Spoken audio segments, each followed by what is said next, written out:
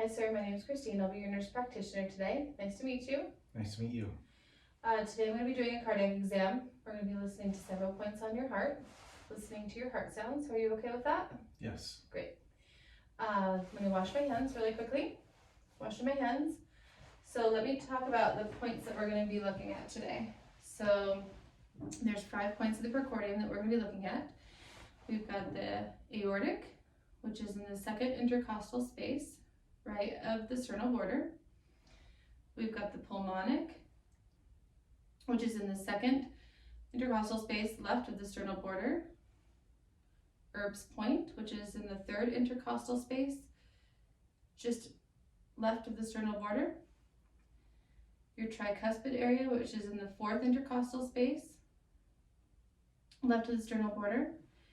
And the mitral area, the fifth intercostal space, left of the sternal border at the midclavicular line. Now, for the heart sounds, in the aortic, we're going to hear S2 the best. Pulmonic, you're going to be hearing a split 2 if it's present. In the tricuspid, we're going to hear our split S1 if present. And in the mitral area, we're going to hear S1 the best, and S3 and S4 if present, especially if the patient's laying on the left lateral recumbent position, which is also where we'll hear if there's any mitral valve prolapse. Mitral regurgitation and aortic stenosis would be heard on this systole. So we're going to start by laying you on your back, and we're going to be inspecting those areas of your chest, making sure there's no heaves or lifts or abnormal pulsations,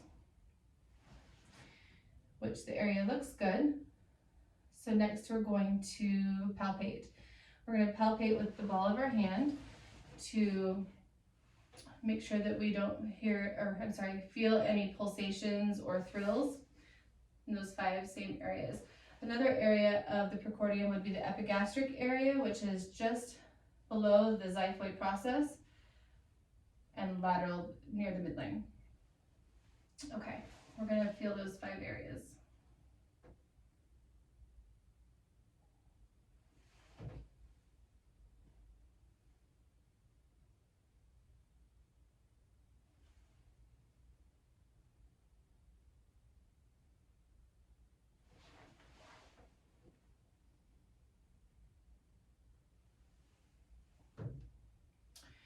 While we palpate the mitral area, we're going to be looking for the apical pulse, or point of maximal impulse.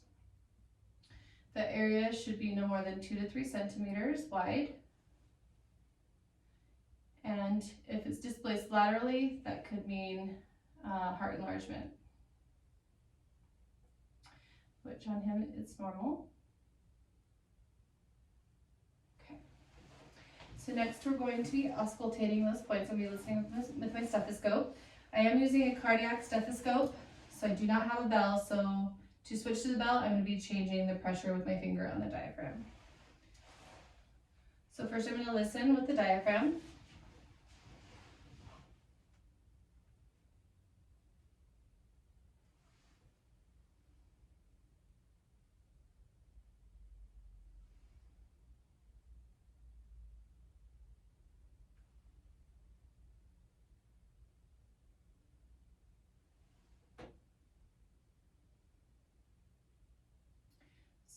So I'm hearing both S1, S2. No murmurs or gallops, regular rhythm. We'll change to the bell.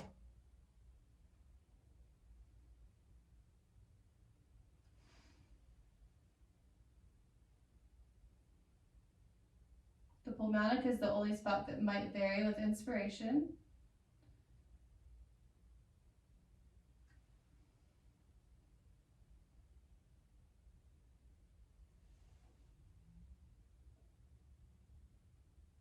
Again, just S1, S2 heard. Regular rhythm, no murmurs or gallops. Okay, next we're going to have you lay on your left side. We're going to be listening to those same areas with you in the left lateral recumbent position. We'll auscultate using our diaphragm.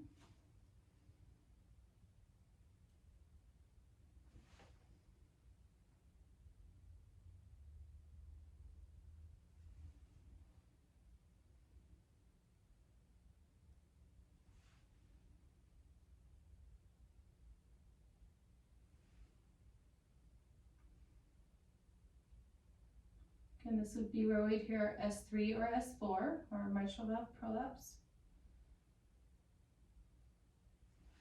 Okay, we're going to be switching to the bell.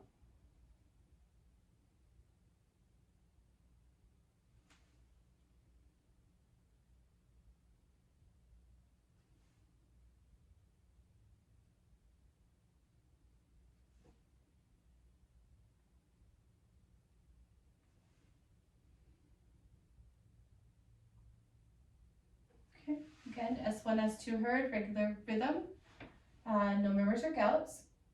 Okay, we're going to have you sit up again. And I'm going to listen again with you sitting just slightly forward, and this time we're going to listen as you exhale. I want you to hold that breath. And listen with the diaphragm. Okay, take a breath.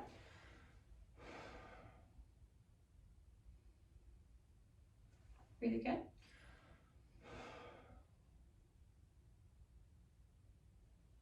Take another breath.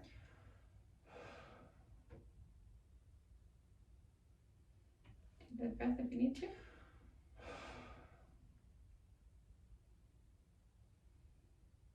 Good. We'll switch to the bell. Take a breath.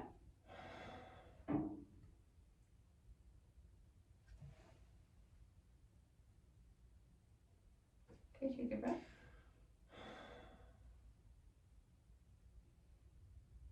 Take a breath if you need. Take a breath.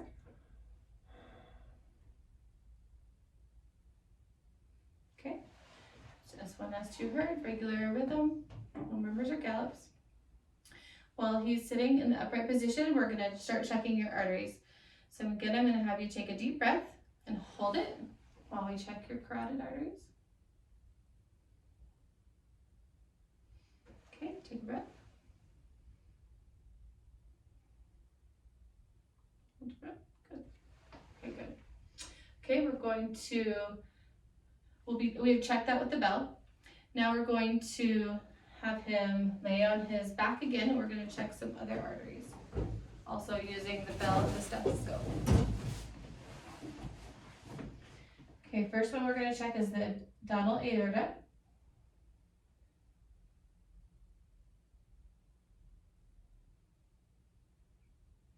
Okay, next we're going to check the renal arteries bilaterally.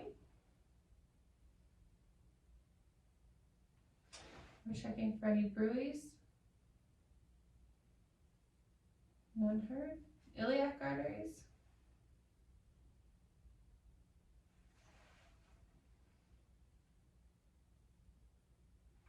And the femoral arteries.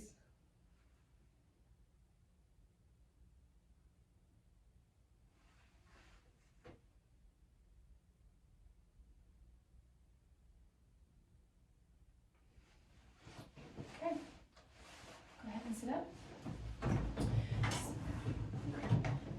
No bruits noted. So another thing I wanted to mention is if we do hear those abnormal sounds in the mitral area for S3 or S4, or any clicks or gallops, we can do two tests on the patient.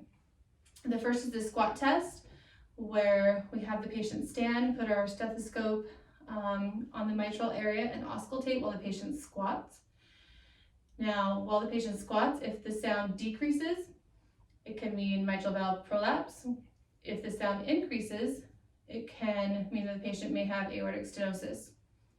Another test that we can do is the Valsalva maneuver, which would be putting your stethoscope on the mitral area and your other hand on the abdominal area, pressing down.